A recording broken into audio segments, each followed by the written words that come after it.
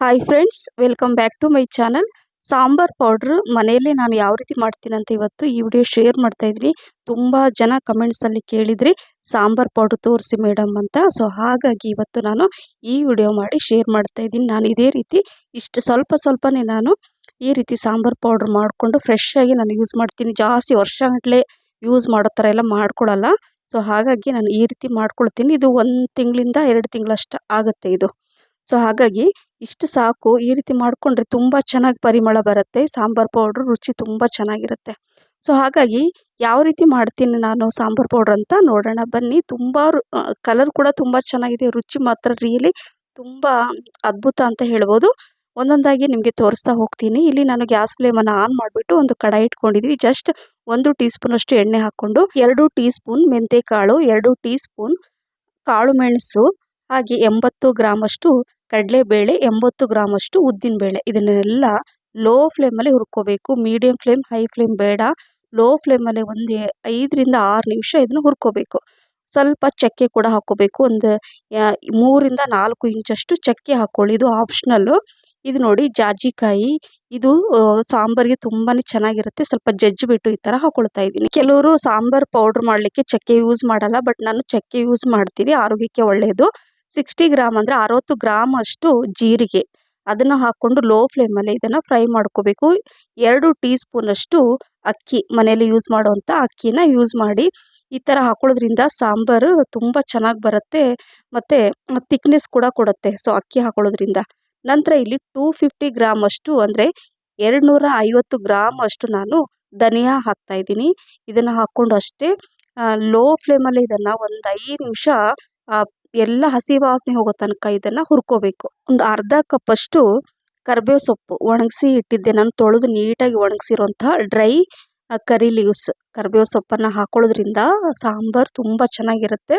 So ಆರೋಗ್ಯಕ್ಕೂ ತುಂಬಾ ಒಳ್ಳೆಯದಲ್ವ ಕರಿಬೇವು ಸೊಪ್ಪು. ಹಾಗಾಗಿ ಮಿಸ್ ಮಾಡದೆ ಇದನ್ನು ಹಾಕ್ಕೊಳ್ಳಿ. ಮತ್ತು ಸಾಂಬಾರು ಫ್ಲೇವರ್ ಕೂಡ ತುಂಬ ಚೆನ್ನಾಗಿರುತ್ತೆ. ಇಲ್ಲಿ ನಾನು 4 ಟೀ ಸ್ಪೂನಷ್ಟು ಗಸಗಸೆ ಕೂಡ ಹಾಕ್ಕೊಳ್ತಾ ಇದ್ದೀನಿ. ಗಸಗಸೆ ಕೂಡ ತುಂಬಾ ಒಳ್ಳೆಯದು. ಹಾಗಾಗಿ ಯಾವುದನ್ನು ಸ್ಕಿಪ್ ಮಾಡಬೇಡಿ. ಕೆಲವೊಂದು ನಿಮ್ಗೆ ಯಾವ್ದು ಇಷ್ಟ ಆಗಲ್ವೋ, ಚಕ್ಕೆ ಯೂಸ್ ಮಾಡದೇ ಇದ್ದರೆ ಅಥವಾ ಇಷ್ಟ ಆಗದೇ ಇರೋಂಥ ಕೆಲವೊಂದು ಐಟಮನ್ನು ನೀವು ಸ್ಕಿಪ್ ಕೂಡ ಮಾಡ್ಬೋದು. ಬಟ್ ನಾನು ಇದೇ ರೀತಿಯಾಗಿ ಸಾಂಬಾರ್ ಪೌಡ್ರನ್ನ ಮಾಡೋದು. ಸೊ ಇದು ನೋಡಿ ಎಲ್ಲ ಚೆನ್ನಾಗಿ ಮಿಕ್ಸ್ ಮಾಡ್ಕೋಬೇಕು. ಲೋ ಫ್ಲೇಮಲ್ಲೇ ಚೆನ್ನಾಗಿ ಹುರ್ಕೋಬೇಕು. ಎಲ್ಲ ಹಸಿ ವಾಸನೆ ಹೋಗಿ ಅದೊಂಥರ ಘಮ ಘಮ ಪರಿಮಳ ಬರುತ್ತೆ. ನಿಮ್ಗೆ ಗೊತ್ತಾಗುತ್ತೆ ಅದೆಲ್ಲ ಹುರಿಯುವಾಗ. ಸೊ ಈ ರೀತಿ ಸ್ವಲ್ಪ ಲೈಟಾಗಿ ಕಲರ್ ಚೇಂಜ್ ಆದಮೇಲೆ ಒಂದು ಪಾತ್ರೆಯಲ್ಲಿ ತೆಗೆದು ಇಟ್ಕೊಳ್ತಾ ಇದ್ದೀನಿ ನೋಡಿ. ಸೊ ಇದು ತಣ್ಣಗಾಗಲಿ. ಇಲ್ಲಿ 1 ಟೀ ಸ್ಪೂನಷ್ಟು ಎಣ್ಣೆ ಹಾಕ್ಕೊಂಡು 100 ಗ್ರಾಮ್ ಅಷ್ಟು ಬ್ಯಾಡಗಿ ಮೆಣಸಿನ್ಕಾಯಿ ಹಾಕ್ಕೊಂಡಿದ್ದೀನಿ.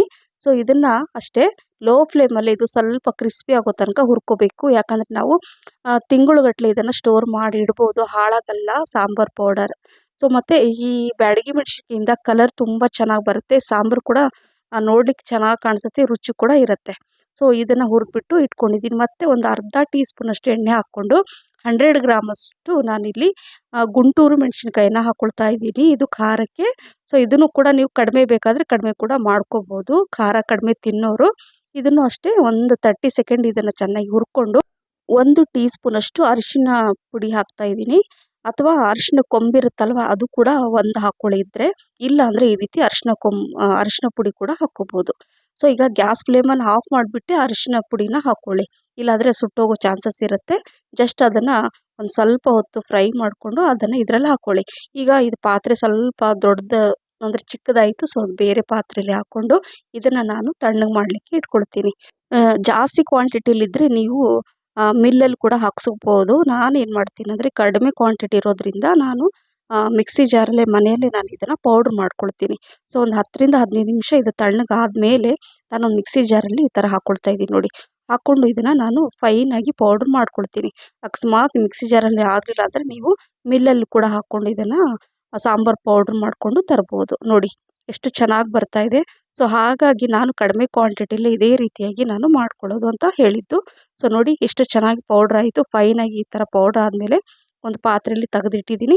ಸೇಮ್ ಅದೇ ರೀತಿ ಇನ್ನು ಅದೇ ಮಿಕ್ಸಿ ಜಾರಲ್ಲಿ ಉಳಿದಿರೋದನ್ನು ಹಾಕ್ಕೊಂಡು ನಾನು ಅದೇ ರೀತಿಯಾಗಿ ಫೈನಾಗಿ ಈ ಸಾಂಬಾರು ಪೌಡ್ರನ್ನ ಮಾಡ್ಕೊಳ್ತೀನಿ. ಹೇಗಂದರೆ ಈ ಸಾಂಬಾರು ಪೌಡ್ರ್ ಹುರಿಯುವಾಗ ಎಷ್ಟು ಚೆನ್ನಾಗಿ ಪರಿಮಳ ಬರುತ್ತೆ. ಮಿಕ್ಸಿ ಜಾರಲ್ಲಿ ಹಾಕ್ಕೊಂಡು ಪೌಡ್ರ್ ಮಾಡ್ಕೊಳ್ತೀವಲ್ವ, ಸೊ ಮನೆ ತುಂಬ ಎಷ್ಟು ಚೆನ್ನಾಗಿ ಸುವಾಸನೆ ಅಂದರೆ ಆ ಸಾಂಬಾರೇ ಮಾಡಿಬಿಟ್ಟಿದ್ದೀವಿ ಥರ ಆಗಿಬಿಡುತ್ತೆ. ಅಷ್ಟೊಂದು ಸಾಂಬಾರು ಪೌಡ್ರು ಇದು ಅಷ್ಟು ರುಚಿಯಾಗಿರುತ್ತೆ. ಮತ್ತು ಎಷ್ಟು ಹೇಳಿದ್ನಲ್ಲ ನಿಮಗೆ ಘಮ ಘಮ ಪರಿಮಳ ಈ ಸಾಂಬಾರು ಪೌಡ್ರು.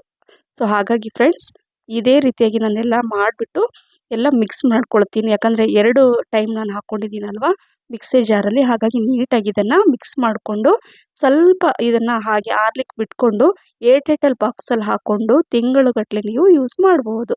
ನೋಡಿದ್ರಲ್ಲ ಎಷ್ಟು ಚೆನ್ನಾಗಿ ಕಲರ್ ಬಂದಿದೆ ಫೈನಾಗಿ. ಮಿಕ್ಸಿ ಜಾರಲ್ಲಿ ಇಷ್ಟೊಂದು ಚೆನ್ನಾಗಿ ಬಂದಿದೆ ಅಂದರೆ ರಿಯಲಿ ತುಂಬ ಖುಷಿ ಆಯಿತು ನನಗೂ ಕೂಡ. ಸೊ ಅವಾಗವಾಗ ನಾನು ಇದೇ ರೀತಿಯಾಗಿ ಮಾಡ್ಕೊಳ್ಳೋದು ಅಂತ ನಿಮ್ಗೆ ಹೇಳ್ತಾ ಇದ್ದೀನಲ್ವ.